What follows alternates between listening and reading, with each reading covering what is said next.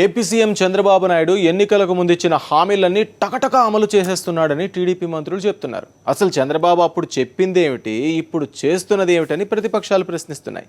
ప్రతిపక్షాలు మాట అలా ఉంచితే చంద్రబాబు చేస్తున్న మంచి పనులు చూసి రైతులు, ప్రజలు విపరీతమైన సంతోషంతో ఉబ్బి తబ్బిబ్బైపోతున్నారని అంటున్నారు మరో మంత్రి. ఏపీ సీఎం చంద్రబాబు రైతు రుణాలు మాఫీ చేశాడని, ఎన్నికల్లో ఇచ్చిన హామీలన్నీ నిలబెట్టుకున్నాడని ఆ పార్టీ నాయకులు చంద్రబాబుని తెగ పొగట్టలతో ముంచేస్తున్నారు. సూత్రమా నువ్వు? ఏంది చూసేది? సారి ఎలక్షన్లలో చెప్పిందేంది, ఇప్పుడు చేసేది ఏందని అడుగుతున్నారు ప్రతిపక్ష పోళ్ళు. అంతేరా, ఈ ప్రతిపక్షాలు ఏదోటి అట్టుకుని సాగదీస్తా ఉంటారు. రైతు రుణాలు మాఫీ చేస్తా అన్నాడు, చేసాడు. ఇంకేం కావాలని ప్రశ్నిస్తున్నాడు రా ఏపీ మంత్రి. రైతులు చాలా సంతోషంగా ఉన్నారని కూడా చెప్తున్నాడు. 6 మాసాలలో ఏ ఒక్క గ్రామంలోనైనా సరే, ఏ ఒక్క జిల్లాలోనైనా సరే రైతాంగం వచ్చి అయ్యా మీరు మాఫీ చేస్తామన్నారు, 6 మాసాలయ్యింది మాకెందుకు చేయడం లేదని ఏ ఒక్క రైతు కూడా మాకు ప్రశ్నించలేదు. అంటే అది చంద్రబాబు నాయుడు గారి మీద రైతులకు ఉన్నటువంటి ఒక నమ్మకం, విశ్వాసం అని తెలియజేస్తున్నాను. అది కాదురా గిరీశం, ఎలక్షన్లకు ముందు మొత్తం రుణాలన్నీ మాఫీ చేస్తానని ఊరు తిరుక్కుంటూ చెప్పిండు చంద్రబాబు. ఇప్పుడు ఏమో తీరుల కండిషన్లు పెట్టి కొంచెం కొంచెం చేస్తాను అంటున్నాడు. ఇదేం పద్ధతి అంటున్నారు అపోజిషన్ లీడర్లు. చంద్రబాబు రుణాలు మాఫీ చేస్తాడు గాని మొత్తం మాఫీ చేస్తానని ఎప్పుడైనా చెప్పాడురా? నీకు చెవిడే, డాక్టర్ దగ్గరికి వెళ్ళి చెక్ చేయించుకోరా ఎదవా. నాకు చెవుడా? అయితే అగో అటు చూడు, కాంగ్రెస్ లీడర్ మొత్తం ల్యాప్టాప్లు, సెల్ ఫోన్లు తీసుకొచ్చిర్రు. ఎలక్షన్ల ముందు చంద్రబాబు ఎక్కడెక్కడ ఏం మాట్లాడిండో గదంతా రికార్డు చేసుకొచ్చిరట. గది ఇప్పుడు వినిపిస్తారట. జరాటు చూడు, నీకే సమజ్ అవుతుంది ఎవరికి చెవుడో. రైతు రుణాల్ని బేషరతుగా మాఫీ చేసే బాధ్యత, రైతు రుణాల్ని బేషరతుగా మాఫీ చేసే బాధ్యత తెలుగుదేశం పార్టీ తీసుకుంటామని చాలా స్పష్టంగా హామీ ఇచ్చాను. మా డాక్రా సంఘాలు, నేనే పెట్టాను ఆ సంఘాలని. డాక్రా సంఘాలు బాధల్లో ఉన్నారని దీపం కింద వంట గ్యాస్ ఇప్పించాను. మళ్ళీ హామీ ఇస్తున్నా డాక్రా సంఘాలు ఆదుకుంటాను. వాళ్ళు తీసుకున్న రుణాల్ని పూర్తిగా మాఫీ చేసే బాధ్యత తెలుగుదేశం పార్టీ తీసుకుంటాం. విన్నావు కదా, అప్పుడేమో బేషరతుగా రుణాలన్నీ మాఫీ చేస్తానన్నాడు. ఇప్పుడు అంతా కిరికిరి పెడుతున్నాడని అంటున్నాడు కాంగ్రెస్ లీడర్ రఘువీరారెడ్డి. బేషరతుగా తెలుగు అర్థమైనటువంటి వరకు బేషరతుగా అంటే ఎటువంటి షరతులు లేకుండా అందరికీ మొత్తం మాఫీ, పూర్తి మాఫీ. అది రైతులకి, మహిళలకి, చేనేతలకు కూడా వారు చెప్పినటువంటిది సంతకాలు పెట్టింది. అందులో 1,00,000 కండిషన్లు. ఇప్పుడు ఏదో ఓట్ల కోసం అప్పుడు అలాగ అన్నాడు. అంత మాత్రానా అప్పుడు చెప్పినట్టే చేయమని పీకల మీద కూర్చుంటే ఎలా కుదురుతుంది? ఈ ప్రతిపక్షాలకు ఏ పని పాట లేదు కాబట్టి ఇలాంటి కామెంట్లు చేస్తారంటున్నారు మంత్రి గారు. మేము చేసే ప్రతి కార్యక్రమం ప్రజల్లోకి వెళ్తా ఉంది. ప్రతిపక్షం మమ్మల్ని క్వశ్చన్ అడిగే అవకాశమే లేదు. వారు అడగగలిగేదా అక్కడ చేయగలిగేది లేదు. ఇక ఇప్పుడు కుర్చీలో కూర్చున్నారు కాబట్టి గట్లనే మాట్లాడతారు. అసలు శాతగానప్పుడు గసంటి హామీలు ఎందుకు ఇవ్వాలి, ఎందుకు ఆగమాగం కావాలి? గదే మాట అడుగుతున్నారు సిపిఐ నాయకులు. రుణమాఫీకి సంబంధించి చంద్రబాబు నాయుడు గారు కొండందవి ఎలకన పెట్టినట్లుంది. 82 లక్షల మంది లోన్స్ ఉంటే ఇవాళ 26 లక్షల మందికి వేస్తాము, మిగతా వాళ్ళ గురించి మళ్ళీ ఆలోచిస్తామని చెప్తా ఉన్నాడు. నేను అడుగుతా ఉన్నా, ఎవరు అర్హులో తేల్చడానికి 6 నెలల సమయం సరిపోలేదా? ఇదొక్కటే కాదురా, వృద్ధులు, వితంతులు, వికలాంగులకి ఇతర పెన్షన్లు కూడా 5 రెట్లు పెంచాడు. ఇచ్చిన మాట నిలబెట్టుకోవడంలో చంద్రబాబు నుంచి మొగోళ్ళు లేడంటున్నాడు మరో మంత్రి రావెల్ల గారు. ఇచ్చిన మాట నిలబెట్టుకోవటానికి వికలాంగులకు పెన్షన్లు పెంచారు 1000 రూపాయలకి 1500కి, వృద్ధులకు 200 నుంచి పెన్షన్ పెంచారు 1000 రూపాయల వరకు.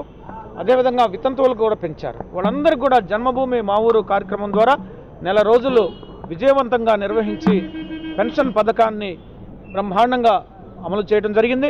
ఆ జన్మభూమి మా ఊరు కార్యక్రమం విజయవంతం అవడం కూడా గౌరవ ముఖ్యమంత్రి గారి ప్రభుత్వం యొక్క మహా ఘన విజయం. పెంచిన పింఛన్లు వచ్చుడేందో కానీ ఉన్న పింఛన్లు ఉడవీకిరాని ముసలోళ్ళు, వితాంతువులు మొత్తుకుంటున్నారు. పెంచకున్నమాయ కానీ ఇదివరకు ఇచ్చినట్లుగా 200 ఇచ్చినా చాలా అంటున్నారు. అటు ఇను, ఈ పొద్దు ఇంటికి పోతే పోలేదు, ఆ దుడ్డు ఎత్తుకొని పోతే రేషన్ బియ్యం ఇస్తారు. ఆ రేషన్ తిని మేము బతుకుతున్నాం. మాకు ఎన్నో ఇల్లు లేకుండా చేసినారు. ఈ పొద్దుటికి 5 రోజులుగా తిరుగుతున్నాం. 3 నెలలు పింఛన్ ఇవ్వలేదే, తిరిగి కాళ్ళు నొప్పి నడవలేము. ఆ పొద్దు ఓటేసుకునే దానికి మాత్రం బండ్లు ఎత్తుకొని వచ్చి ఎత్తుకొని పోయి వేసుకున్నారు. ఈ పొద్దు నా కొడుకు నా కూతురు లేదు. చూసినవా, పింఛన్ వస్తుందో రాదో అని ముసలోళ్ళు పరిశాన అవుతున్నారు. పానం మధ్య లేకుండా ఓపిక తెచ్చుకొని ఆఫీసుల చుట్టూ తిరుగుతున్నారు. పాపంగా ముసలోళ్ళు, వికలాంగులు, వితంతుల గురించి పట్టించుకునేటోళ్ళే లేరు. పడుకున్న గుర్రాన్ని లేపి తన్నించుకోవడం అంటే ఏంటో ఎన్డీఏ మంత్రులకు తెలిసినట్లుగా ఇంకా ఎవ్వరికి తెలియదు కాబోలు. అందుకే అవసరం లేని విషయాలను కెలికి లేనిపోని వివాదాన్ని నెత్తినేసుకుంటున్నారు. ఏం చేయాలో తెలియక దిక్కులు చూస్తున్న ప్రతిపక్షాలకు బోలెడంత పని పెడుతున్నారు. ఈ సెంట్రల్ మినిస్టర్లు తెలిసి మాట్లాడతారా తెలియక మాట్లాడతారా సమజ్ కాదు. అరే ఉత్తపుణ్యానికి ఏదో ఒక లొల్లి తయారు చేసి కూర్చుంటారు. మొన్నటిదాకా ఒక లొల్లి మంత్రి సాధ్వి నిరంజన్ జ్యోతి మాట్లాడిన మాటల మీద ప్రతిపక్షాలు గాయి చేసినాయి. లాస్ట్కుగా మంత్రి క్షమాపణ చెప్పింది, మోడీ క్షమాపణ చెప్పిండు. ఇక ఇప్పుడుగా లొల్లి చల్లారిందో లేదో ఇంకో లొల్లి శురువైంది. ఇక మళ్ళా ప్రతిపక్షాలకు చేతి నిండా పని దొరికింది పో. గప్పుడే కొంతమంది లీడర్లు సురువు చేసిండ్రు. ఏం గొడవలరా నాయన, ఈ గొడవలతోనే పుణ్యకాలం కాస్త గడిచిపోయేలాగా ఉంది. ఇప్పుడు మళ్ళీ ఏ గొడవ మొదలైంది? ఈ గొడవను నెత్తికేసుకున్న మహానుభావులు ఎవరో? కేంద్ర మంత్రి సుష్మా స్వరాజ్ ఎరికే కదా. ఎందుకు తెలియదురా, అందరికీ అర్థమయ్యేలాగా చక్కగా పద్ధతిగా మాట్లాడతారు ఆవిడ. అవు నువ్వు చెప్పింది నిజమే. తీయగా మాట్లాడే సుష్మామ్మకు ఏమనిపించిందో ఏందో గాని ఇప్పుడు ఆమె మాట్లాడిన మాటల మీదనే ప్రతిపక్షాల లీడర్లు గుస్స మీద ఉన్నారు. అలాగా? ఇంతకీ ఏం మాట్లాడిందిరా సుష్మా గారు? భగవద్గీతను జాతీయ పవిత్ర గ్రంథం అని ప్రకటించాలన్నట. సెంట్రల్ గవర్నమెంట్ కూడా గదే పని మీద ఉన్నదట. ఏంటి, భగవద్గీతను జాతీయ పవిత్ర గ్రంథంగా ప్రకటించాలా? అలా చేయమని వాళ్ళు ఎవడడిగాడ్రా? ఎవరు అడగలే, గా సుష్మామ్మకే వచ్చింది ఐడియా. ఇంకెవరన్నా అట్లా అడుగుతారేమోనని అందరికంటే ముందుగాల గావనే అడిగింది. భగవద్గీతను జాతీయ పవిత్ర గ్రంథంగా ప్రకటించకపోతే దాని పవిత్రత అయినా తగ్గుతుందా? అలా ప్రకటిస్తే దాని పవిత్రత అయినా పెరుగుతుందా? గాళ్ళు ఏం చేసినా చేయకుండా గా భగవద్గీతకున్న పవిత్రత దానికే ఉంటది. మన లౌకిక దేశం చిన్నప్పుడు చదువుకున్నాం కదరా. మన దేశంలో అన్ని మతాలు సమానమైన నేర్చుకున్నాం. మరి అలాంటప్పుడు ఒక మతానికి సంబంధించిన గ్రంథాన్ని పవిత్ర గ్రంథంగా ఎలా ప్రకటించారా యాదగిరి? లౌకిక దేశం అని మనం చదువుకున్నాం గాని గా సుష్మమ్మ చదువుకున్న పుస్తకాలలో గా పాఠం ఉన్నదో లేదో మరి. గదికే గట్లా అన్నది కావచ్చు, లేకుంటే ఎందుకంటది? సాధ్వి నిరంజన్ జ్యోతి చేసిన కామెంట్లతోని సెంట్రల్ గవర్నమెంట్ కు తల పొప్పి కట్టింది. ఇప్పుడు సుష్మా వంతు అన్నమాట. ఇలా ఒకళ్ళ తర్వాత ఒకళ్ళు వంతులు వారీగా గాలికి పోయే గంపలు తలకు చుట్టుకుంటున్నారన్నమాట. అన్నమాట కాదు, ఉన్నమాటనే. గా సుష్మమ్మ మాటలతోని ప్రతిపక్షాలు మళ్ళా కయ్యమని లేచినాయి. కమ్యూనిస్ట్ పార్టీలు, BSP, Aam Aadmi party, Congress, Janata Dal you, Trinamool Congress, DMK పార్టీలుగా మంత్రి మాటలను తప్పు వచ్చినాయి. మరి అంతే కదరా, అన్ని మతాలు ఉన్న చోట ఏదో ఒక మతానికి ప్రాధాన్యత ఇవ్వాలనడం తప్పు కదా. అయినా అసలు సుష్మకి ఆలోచన ఎందుకు వచ్చిందిరా యాదగిరి?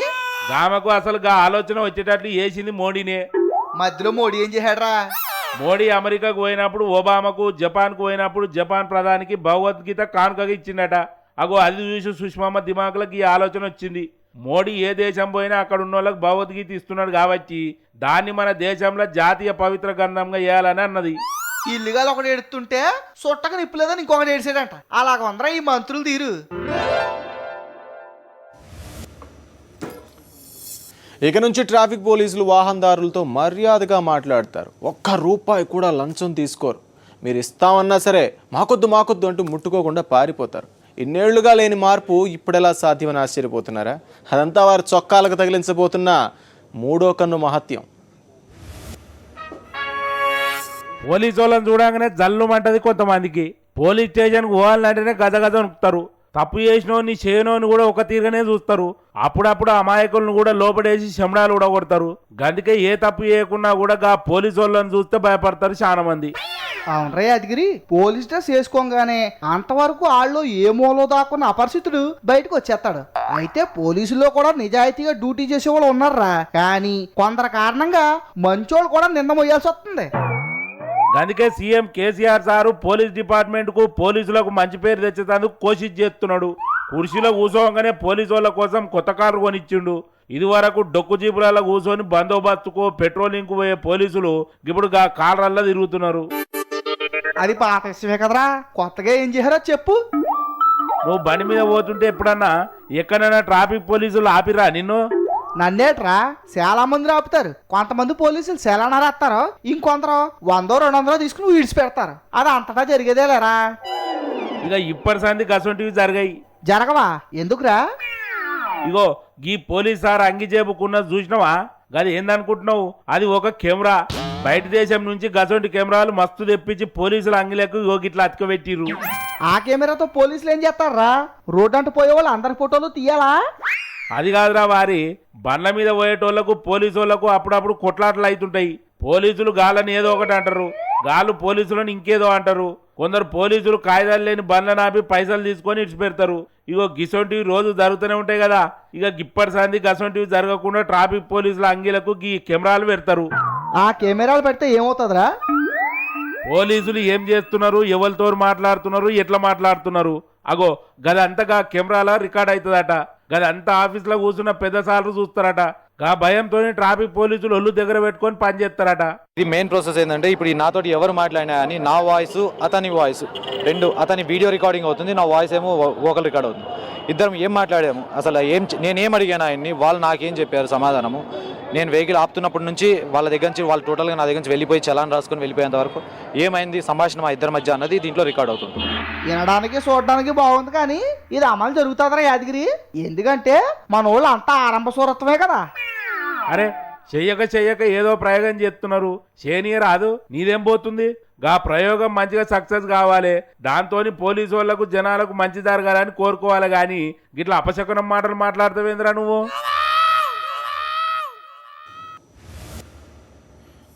అత్త సొమ్ము అల్లుడు దానం చేశాడనే సామెత విన్నారా?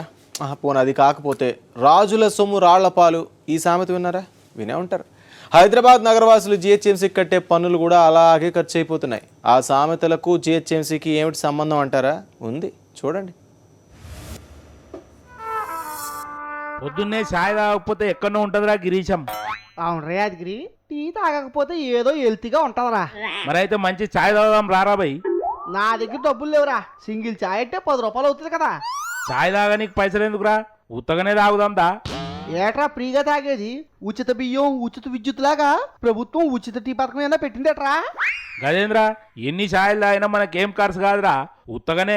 ఎన్నిసార్లు కావాలంటే అన్ని సార్లు, ఎన్ని ఛాయలు కావాలంటే అన్ని ఛాయలు తాగొచ్చురా. తాగిన వాళ్ళకి తాగినంత పో. వారిని యాదగిరి, పొద్దున్నే టీ తాగకపోవడంతో నీ బుర్ర పని చేయట్లేదురా. నా దిమాగ్ మంచిగానే పని చేస్తుంది, కానీ గట్లా సిటీ సెంటర్లో పోయి ఫ్రీగా ఛాయ్ తాగొద్దాం రా. అమ్మో, సిటీ సెంటర్లు అంటేనే జేబులు సిల్లు పడతాయి కదరా, మరి ఫ్రీగా టీ అంటావేటి? సిటీ సెంటర్ అంటే జిహెచ్ఎంసీ కాడికి రా, ఊకే పరిశాన్ కాకు. ఫ్రీ నీళ్ళులాగా ఫ్రీగా టీ సరఫరా చేస్తున్నదట్రా జిహెచ్ఎంసీ వాళ్ళు. లేదురా బాయ్, మన పాత మేయర్ సాబ్ నెలకు ఛాయల కోసం అక్షరాల 79,000 రూపాయలు ఖర్చు చేసిండట. డిప్యూటీ మేయర్ సాబ్ తక్కువ తిన్నాడు అయింది, ఆయన నెలకు 30,000 దాకా ఖర్చు చేసిండట. ఏట్రా నువ్వు చెప్పేది? మేయర్ సాబ్ టీ ఖర్చులకు నెలకు 79,000, డిప్యూటీ మేయర్ టీ ఖర్చులు 30,000. అప్పుడే ఏమైందిరా, ఇంకా గిసొంటి చిత్రాలు మస్తుగున్నాయిరా. గా మధ్య తెలంగాణలో కరెంట్ ఏడుందిరా, ఎప్పుడు కటింగే కటింగు. అవునరా యాదగిరి, బాగానే కోతలుండి కోతలకే నువ్వు చెప్పేదానికి లింక్ ఏట్రా? మన మాజీ మేయర్ సాబ్ కరెంట్ కట్ను సైసలేకపోయిందట. ఏకంగా 5 లక్షలు పెట్టి జనరేటరే కొనేసిండట. జనరేటర్ ను కిరాయికి తెచ్చుకుందాం సాబ్ అని ఆఫీసర్లు సెలవిస్తే, గిట్లయితే మన ఇజ్జత్ ఏం కావాలని మేయర్ సాబ్ బుసలు కొట్టిండట. అంతేరా యాదగిరి, రాజధాని ప్రథమ పౌరుడు అంటే ఆ మాత్రం ఉండటం చవ్వే కదరా.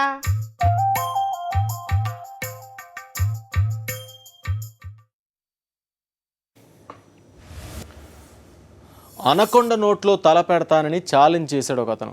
అది తనను మింగినా తనకేమీ కాదని ఓదరగొట్టాడు.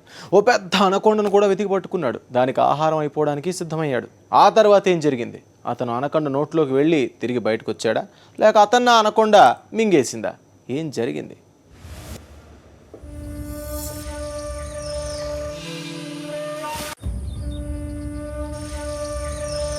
ఇగో గీన పేరు పాల్ రోసోలి. అమెరికాకి చెందిన గీన పాముల మీద రీసెర్చ్ చేస్తాడు. ఎవ్వరికి శాతగాని పని ఒకటి చేసి చూపిస్తా అని దునియా మొత్తానికి ఛాలెంజ్ చేసిండు. ఏం చేస్తావురా అని అడిగితే నేను కొండ చిలువ నోట్ల తల పెడతా అన్నాడు. గట్ల చేస్తే సస్తవురా వారే అంటే, ఏహే నేనేం చావన్, మీరే చూస్తారు కదా అని మళ్ళొక పారి ఛాలెంజ్ చేసిండు. ఒక కొత్త డ్రెస్ కుట్టించుకున్నాడు. గా డ్రెస్ వేసుకొని కొండ సిలువ నోట్ల తల పెడతాడట. గట్ల ఎయ్యకురా వారే పిడతపానం పోతుందని ఎంతమంది చెప్పినా ఇల్లే. ఇక మంచిగా ముహూర్తం అది ఇది చూసుకొని కొంతమందిని ఎంటేసుకొని కొండ సిలువని దోలాడుకుంటా అమెజాన్ అడవులలో పోయిండు.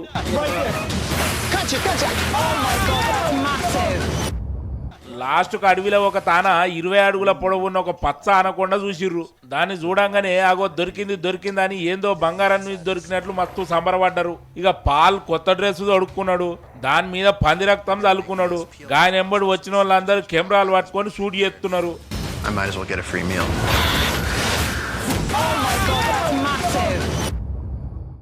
పాల్గా అనకొండ మూతికాడికి పోయి నన్ను మింగుదురా అన్నట్లు అటు ఇటు తిరిగిండు.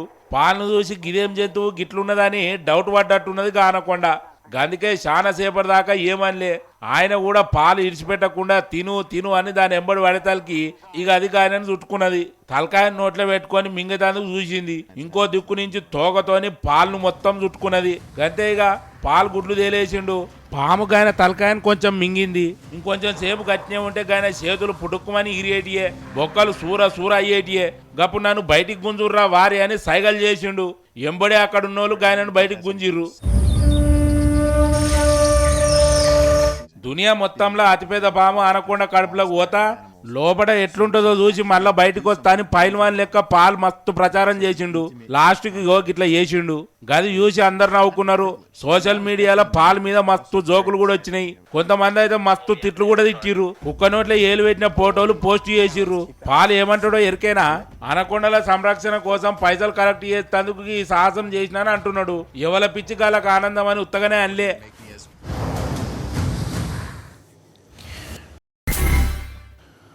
గుడిని మింగాలని చూసేవాళ్ళు కొందరైతే గుడిలోని లింగాన్ని మింగాలని చూసేవాళ్ళు మరికొందరు. అలాంటి కోవలోకి వస్తాడు ఖమ్మం జిల్లా చింతూరు మండలం తులసిపాక ప్రాథమిక ఆరోగ్య కేంద్రంలోని అంబులెన్స్ డ్రైవర్. పేషెంట్లను పక్కన పెట్టి ఎర్రచందనాన్ని ఎక్కించుకొని అక్రమంగా తరలిస్తూ అడ్డంగా బుక్ అయ్యాడు. గిరేంద్ర గిరీశం పైన ఎర్ర బుగ్గ, లోపల చెక్కలు దేనికిరా? ఎవరైనా కాలం చేసిర్రా? గాళ్ళకు తీసుకుపోతుండ్రా? కొద్దిగా జనజన సౌండ్లో కలవరా నాయన, ఎప్పుడు పోయే కాలం మాటలేనా? మరి లేకపోతే ఏంద్రా? పేషెంట్లు మందులు ఉండాల్సిన చోట ఈ చెక్కలేంద్రా? ఒరే యాదగిరి, ఇవి మామూలు చెక్కలు కాదురా, చాలా కాస్ట్లీ. ఈయనటోడు ఉంటే మాత్రం హైదరాబాద్ కూడా నువ్వే కట్టించినట్టావు. లేకపోతే ఏంద్రా ఈ చెక్కలు గంత రేటు ఉంటాయి. ఈ మామూలు చెక్కలు కాదురా బాబు, మనం వాడే మెడిసిన్ లో కూడా ఇవి ఉపయోగిస్తారంట. చెక్కలను ముక్కలు చేస్తే పొట్టు వస్తుంది. మా తాన పొట్టు పొయ్యిలో వాడతారు, నువ్వేంద్రా మందులలో వాడతారంటావు. దాదాపు ఇది డాక్టర్ తులసిపాక మన ఏడుగురాలపల్లి డాక్టరు ఈ వాడుతున్న వాహనం ఇది. ఈ వాహనము గవర్నమెంట్ వాహనము. దీన్ని మేము తనిఖీ నిమిత్తం చేయగా దీంట్లో 7 టేకు దిమ్మెలు అక్రమంగా తరలిస్తున్నారని మాకు తెలిసి దీన్ని వెంటనే సీజ్ చేయడం జరిగింది. విన్నావు కదా, 4 శాఖలు అమ్ముకుంటే 4 రాళ్ళు వెనకేసుకోవచ్చని సర్కారు ఉద్యోగులు చూస్తున్నారు. అవునరా గిరీశం, గింతగా డ్రైవర్ ఏరియా సర్కార్ సొమ్ము తినుకుంటా సర్కార్ ఖజానాకే కన్న మీద అనుకున్న కానీ ఫేస్ చూద్దాం. అవునరా, నేను కూడా చూడాలనుకుంటున్నా. ఆగు, ఆ సార్ని అడుగుదాం. సారా, ఆ దొంగనా సార్ ఎవడో? డ్రైవర్ని మేము పట్టుకొని వస్తుండగా అతను పరారిలో పారిపోయాడు.